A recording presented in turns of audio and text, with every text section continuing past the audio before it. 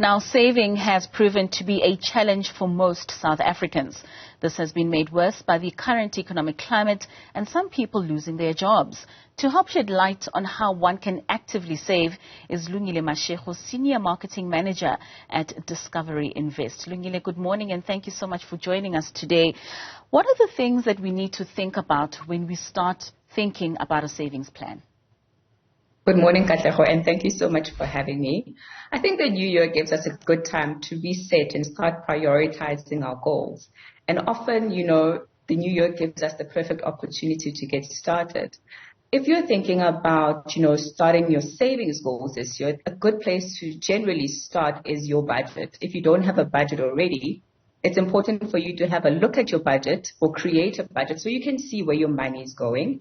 And then you can ascertain where can you cut a little bit so that you can make some of those savings goals. I mean, there are various savings goals that people may have. You could aim to have an emergency fund this year. You could aim to start investing, buy a house, or even buy a car.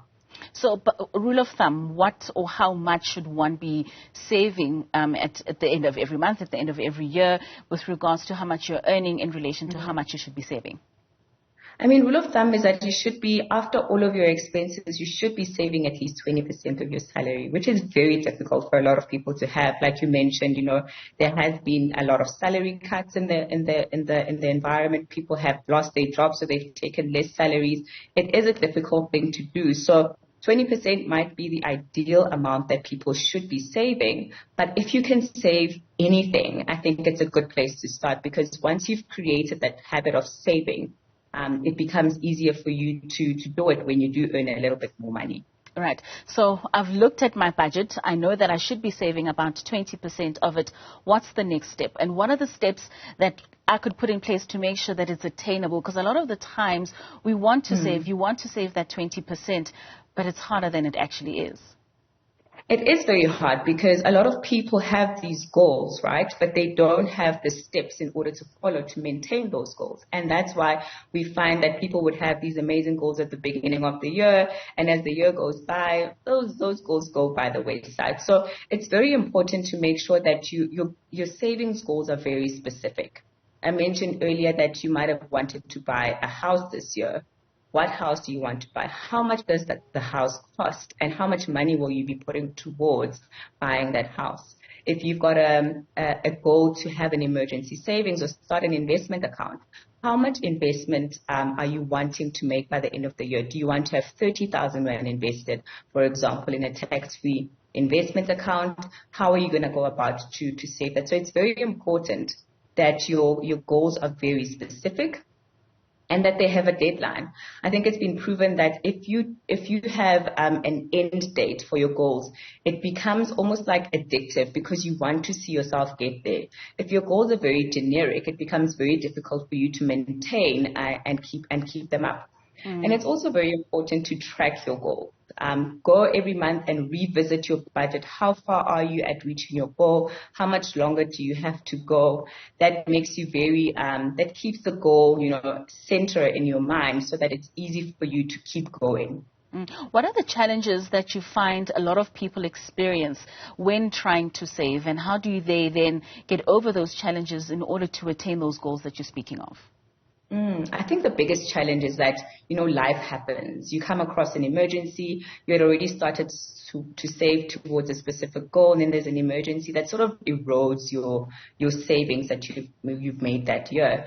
And, those things happen. But the most important thing is that you get up and you try again once that money is used up by an emergency. We see unforeseen things like funerals, etc., that come in and really disturb our savings goals. Once that has happened, you mustn't focus on the loss and think, okay, I'll start again next year. Start immediately where you are and then keep going. I think the most important thing that, that one can do is to keep going, even if there are bumps along the way. Even if you can't save for a certain amount of months during the year, it is important to keep going. And the easiest way to do that is when you do revisit your goals on a monthly basis, then you can see, okay, cool, I'm this far from this specific goal. Therefore, if I keep going, I will be able to reach it. And in attaining those goals, does it help to have a financial advisor? And what are some of the benefits in having someone to help you along that journey? It is very important to partner with a financial advisor when you do have savings or investment goals, because they can help you create this plan and a roadmap in order to achieve them. And, they also will help keep you accountable. When somebody else knows about your financial goals and they keep asking you about it, it will be easier for you to reach them and maintain them. So it's very important to get a financial advisor on board, because they can also advise you on the best savings vehicles in order to maximize the amount of money that you are saving. You mentioned earlier on that January is often the best time to start with such a thing. But can you start it at any time of the year? Can you start it at any time of your career? Or a lot of people would want to put it to a time when they start earning an amount of money that they think, now I can start saving and start budgeting for certain things. Is there a specific time that one needs to look at when starting to save up? There is no specific time. If you haven't started saving and investing today, you needed to have already started yesterday. I think there is so much benefit in making sure that your money grows, especially in this current economic environment. Having money on the side and some investments really helps protect you in the long term from market events or economic events. So if you haven't started investing, please start today. There isn't a specific time, and you don't have to earn a certain amount of money. You can literally start from saving 100 Rand a month and build your way to saving a larger amount of money when you do earn more. I think the most important thing at this point is to build up the discipline and the know-how and the research in order to know how to save, how to invest, so that when you do earn a lot more, you are well versed in what happens in that space. So the sooner you can start, the better. Most certainly. We know we live in a digital time where access to information is literally at our fingertips, and a lot of people would then be getting advice on social media and online. How would you sort of advise with regards to where we look for information in making the right decisions, especially when it comes to our finances? Financial information is everywhere.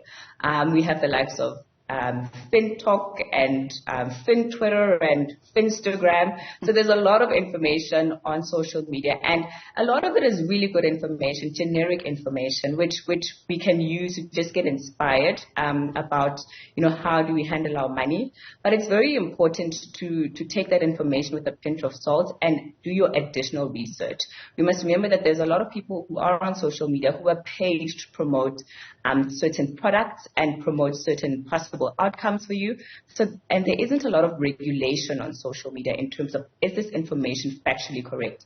Is the person who is telling me this registered and able to give me this advice? So it's very important for you to couple what you see on social media with your own research before you take any action, or bounce it off your financial advisor so that you know that the information that you are using to make financial decisions is legitimate. We've seen a lot of people, there's forex scammers on Instagram and all sorts of places. So you have to be very careful with where you place your money. And a lot of people, because social media just promotes like this get rich quick sort of mentality, we see a lot of people falling into scams because they think that they can get to their goals faster. It's very important to do your research and see whether the information that you're finding is legitimate, is reputable, whether this person is not going to run away with your money, because we've seen a lot of that in recent years. We most certainly have. Thank you so much for your time this morning, Lungile Mashigo, who is the Senior Marketing Manager at Discovery Invest, giving us there some tips on how to save coming the year 2023. Well,